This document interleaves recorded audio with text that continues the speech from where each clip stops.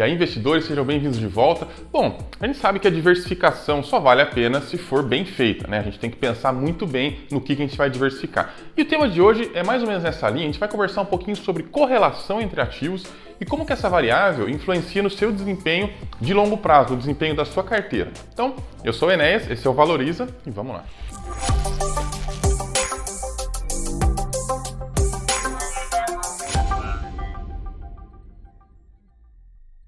Eu queria começar esse vídeo falando que a sua carteira de investimentos é muito mais importante no todo do que em cada ativo em particular. O todo é muito maior do que a soma das partes nesse caso. O que importa mesmo é o sistema que você usa para investir, é como é que você cuida da sua carteira, como é que você gerencia ela como um todo. É o sistema que importa. Cada ativo individualmente é menos importante. Claro que também são importantes, claro, mas eles são menos importantes do que o todo. O nosso foco tem que estar no nosso sistema, tem que estar no macro. A gente não precisa ficar gerenciando cada ativo, cada investimento, cada empresa, né? Ficar lá olhando cada detalhe do balanço e tal, porque o que a gente quer mesmo é ter uma carteira eficiente de forma geral. E sobre esse assunto tem uma coisa muito importante que é a questão da correlação entre os ativos. Então o que eu quero trazer hoje aqui para vocês é justamente o que é essa tal de correlação, dar alguns exemplos para vocês de como isso funciona e como é que a gente pode usar isso para melhorar o nosso desempenho de longo prazo. Eu queria começar falando sobre o que é a correlação, como é que funciona esse negócio. Bom, é uma medida estatística, é um índice estatístico que mede a relação entre duas variáveis diferentes. Por exemplo, você tem lá uma variável que é uma cotação de uma empresa e uma outra variável que é uma cotação de uma outra empresa. Se essas duas variáveis costumam subir juntas ou descer juntas, né, significa que elas têm uma alta correlação. A correlação ela varia entre -1 e 1. Quanto mais próxima de 1, mais positiva é essa correlação, ou seja, os dois ativos tendem a subir juntos e a descer juntos. Quanto mais próxima do -1, significa que essa correlação ela é contrária, ou seja, quando um ativo sobe, o outro tende a cair. E quanto mais próxima do zero, quer dizer que não tem uma correlação muito clara, não dá para você saber se aqueles ativos estão ou não relacionados, provavelmente não estão. A gente consegue encontrar vários exemplos disso no mercado financeiro, fora do mercado financeiro também, tem muita coisa que está correlacionada por aí, mas especificamente no mercado financeiro, um exemplo bom que eu gosto de dar é o seguinte: quando o preço do minério sobe, geralmente as ações da Vale sobem também. Por quê? Porque quanto mais caro o minério, mais lucro ela tem, portanto, mais valem as ações dela. Essa é uma correlação direta, provavelmente tem um valor positivo, né, entre 0 e 1, mais perto do 1 do que do 0. Outro exemplo seria o preço do petróleo e as ações da Petrobras, né? Geralmente, quando o preço do petróleo sobe, a ação da Petrobras também sobe. Ou sei lá, uma outra coisa, o Ibovespa e o SP500. Não sei se você já reparou, mas no curto prazo, geralmente as bolsas andam para o mesmo lado. Tanto que quando elas andam em direções opostas, geralmente você vê lá no jornal, a Ibovespa se descola do exterior e cai, ou se descola do exterior e sobe, enfim. Geralmente a gente vê alguma coisa assim, vira notícia, por quê? Porque não é comum. O mais comum é que as bolsas do mundo subam juntas ou desçam juntas no curto prazo, né? O humor do mercado é um só no curto prazo. No longo prazo isso muda muito, isso vai ficando cada vez mais diferente. Um outro exemplo interessante seria a venda de painéis solares versus o preço da energia elétrica. Quanto mais caro fica a energia elétrica, mais vale a pena colocar painel solar. Ou seja, as vendas de painéis solares vão aumentar conforme o preço da energia aumenta. Por outro lado, se de repente a energia ficasse super barata, ninguém mais compraria painéis solares. Esse é um exemplo de correlações aí positivas que a gente tem. Falando um exemplo de correlação negativa, que é inversamente proporcional, né? Ou seja, quando o índice lá de correlação é menor do que zero, por exemplo, o Ibovespa e o dólar. Você já percebeu que geralmente quando o Ibovespa está subindo, o dólar está caindo?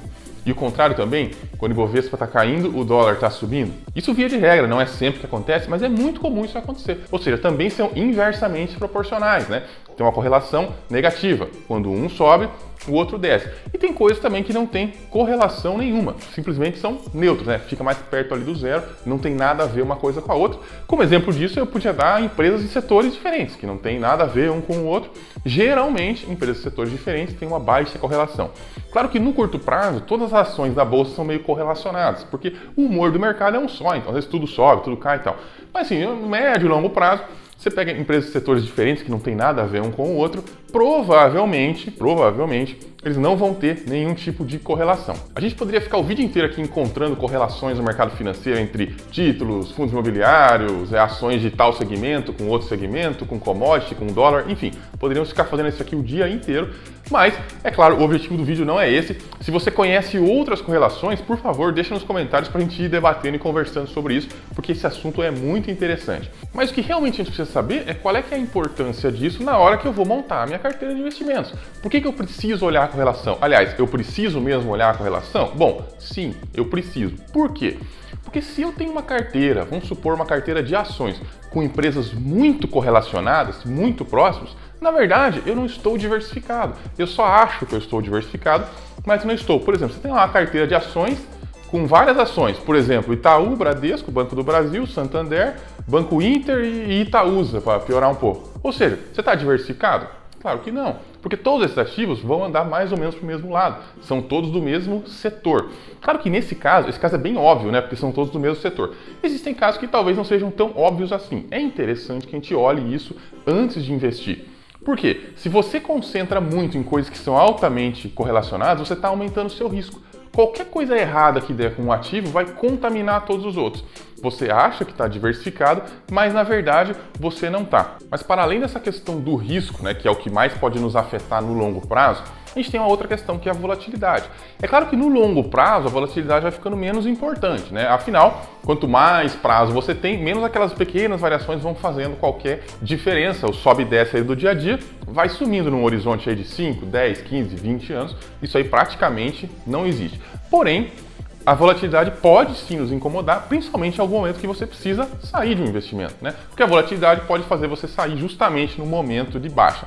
Agora, se você tem uma correlação baixa entre os ativos que você investe, o que vai acontecer é o seguinte: cada um deles vai ter lá a sua volatilidade normal, vai ficar no sobe e desce o tempo todo e tal. Mas quando você olha a carteira inteirinha lá com seus vários ativos, essa volatilidade vai desaparecendo, ela vai diminuindo, né? Claro que ela não desaparece completamente, porque sempre tem uma correlaçãozinha ou outra dentro do mercado financeiro, mas ela vai diminuir muito, porque cada um vai variar de forma diferente. Quando um sobe, o outro desce.